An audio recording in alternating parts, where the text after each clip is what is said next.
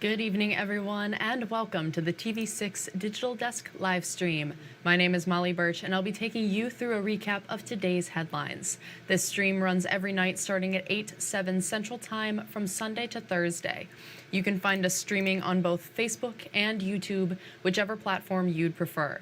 Feel free to comment and ask questions in the chat when you feel like it. I'll do my best to answer your questions as we go and after the stream as well. With all of that business out of the way, let's take a look at our first story for tonight. Power remained on today at the Westwood Mall despite warning from the Marquette Board of Light and Power of a potential shutoff due to past due bills. This comes just 1 month after businesses inside the mall went without power for nearly 6 days because the property owner, Mike Cohen, did not pay the electric bill. Now, businesses inside the Westwood Mall told TV6 they received a letter Tuesday from the BLP notifying mall occupants that they may experience an outage today. The reason? Delinquent payments. The mall manager told us that a payment agreement had been submitted by this morning. And an Upper Michigan community is coming together after a man lost his family home to a fire.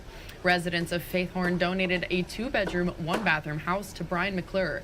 Neighbors also donated money, clothes, and cabinetry for the new house. McClure says the support left him speechless. Kind of overwhelming what everybody did, you know. They donated clothes and they donated all the stuff I need for the house, and it's just kind of humbling what people do, you know.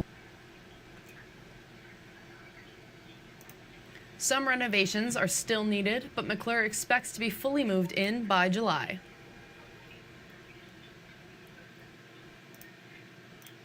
And we have new information. The Escanaba Public Safety Department says boaters need to buy permits for city boat launches or risk a fine. Boaters can buy a $45 season pass, by the day permits for $4.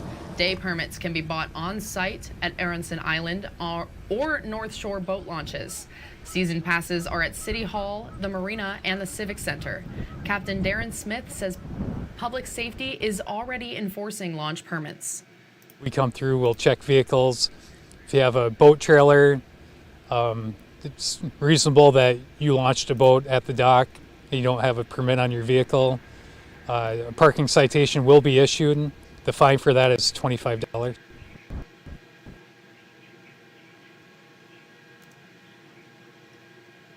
Permits also must be purchased if launching non-motorized vessels like kayaks and canoes. People fishing off the docks at North Shore do not have to buy a daily pass.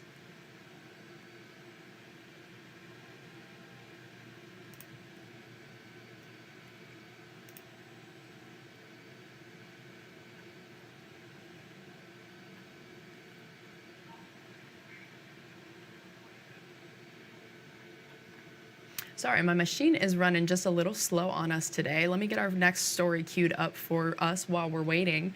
We're just gonna chill here for a moment. Here we go. It is time to grab your rod and bait and head to the river. Michigan's trout season begins this Saturday. There we go. Now our video's running. Before fishing, the Michigan DNR would like to remind anglers to purchase a fishing license and to make sure they're up to date on their local fishing regulations. You can purchase a fishing license at DNR customer service centers, sporting good outlets, and service stations, or online. The DNR also says this year's mild winter could mean that more trout will be biting this season. Indications from our fisheries biologists are that, having the mild winter should have kept fish in good condition so that there may be good numbers of fish, and that's always a positive sign. Pepin also said to make sure you clean off your boats, waders, and equipment when you're traveling between bodies of water to avoid spreading invasive species. And this weekend, the history of the Iron Ore Heritage Trail in Marquette County is being brought into the spotlight.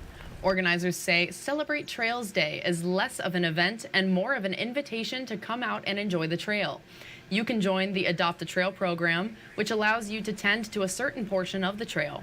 The trail administrator says the Iron Ore Heritage Trail has a rich history, which is highlighted along its 47 miles. What we're really trying to do is focus on the Iron Ore Heritage Trail, the opportunities that it has. We see it as a linear museum, also a community center where people can meet and do things, and also a transportation corridor.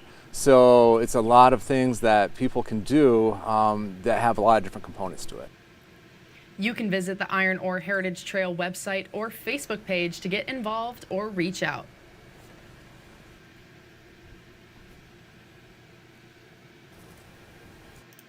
A Munising restaurant is bringing Upper Peninsula flavors to Detroit. Tracey's at Rome Inn will be heading downstate this weekend. TV6's Caden Minus took a walk to see how Upper Peninsula nature plays a part in expanding palates.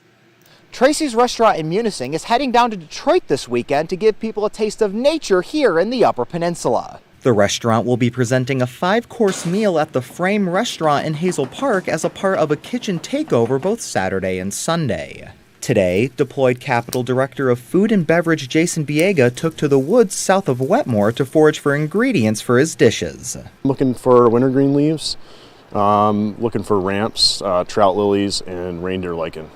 The wintergreen leaves, primarily we're going to make ice cream out of that. So we can, steep them in DeBacker family dairy cream and milk. One of the only local family dairies left in the UP. Biega says nature is a big part of the Upper Peninsula and he wants to convey that through his cooking. Along with the natural ingredients, 14 different UP fisheries, farms, and suppliers also provided ingredients. After the rough winter season, he explains it's important to bring attention to UP businesses. It was a really tough time in the UP this year. And, you can say it's just hospitality, but that hospitality bleeds into farmers, it bleeds into the locals. Everybody was kind of holding on to their hats. Biega also says there's 20 seats for the Frames still available for Sunday night. If you want to learn how to get tickets, go to uppermichigansource.com or the TV6 and Fox UP mobile news app. Caden Minus, TV6 News, Alger County. Thank you, Caden. One poet is helping others get their start during the Peter White Public Library Great Lakes Poetry Festival. Earlier today, NMU professor Lynn Domina led a workshop for poets of all skill levels. The workshop helped refine their skills and keep them going in the right direction. The group leader says many people are inclined towards the arts, and workshops help them practice in a low-risk environment. Toward creative expression. And for some of us, that's with language. But we don't always make the time for it, and we don't always know where to start, and we don't always know what to do then for the next step. Domina says the Great Lakes Poetry Festival has options for those interested in poetry. The festival continues through Saturday at the Peter White Public Library. And Northern Michigan University's graduating seniors are putting their final art projects on display. The exhibition runs through May 3rd at DeVos Art Museum. It features the artwork of 14 students from the School of Art and Design. These students have a focus on disciplines like illustration, graphic design, and digital media. The DeVos Art Museum director says the seniors' projects hold personal significance.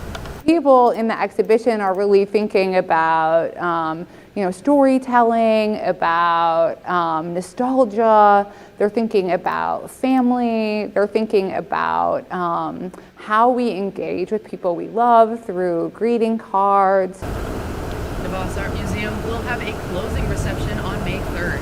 It goes from 7 to 9 at night. The reception is free and open to the public.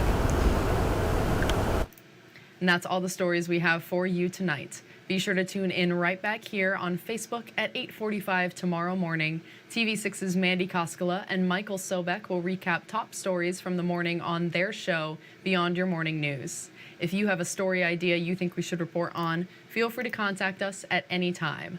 These are a few easy ways to get a hold of both myself and others in the newsroom. And again, you can contact us at any time. We would love to hear from you and what's happening in your community. Thank you all again for joining me live at the TV6 Digital Desk. Have a great rest of your night.